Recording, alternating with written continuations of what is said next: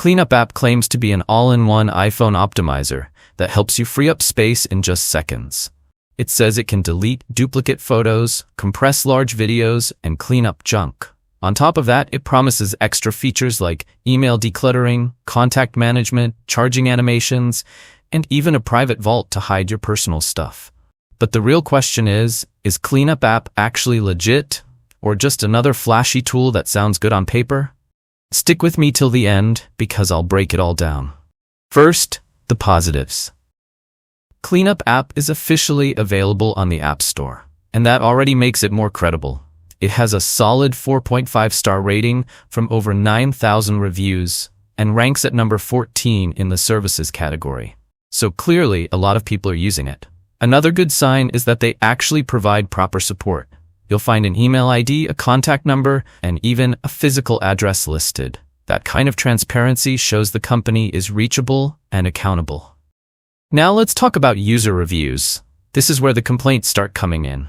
Many users said the app is full of ads, and the free version is almost useless. Some even mentioned it's easier to just clean photos manually with the iPhone's built-in tools. The subscription model is another big issue. People reported hidden charges, trials that automatically turned into paid plans, and difficulties canceling. A few even went as far as calling it legal theft.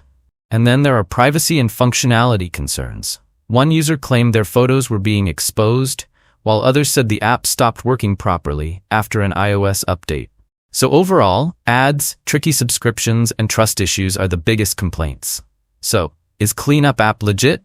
Yes, it's a real app. It's on the App Store, it has thousands of reviews, and it does have legit support.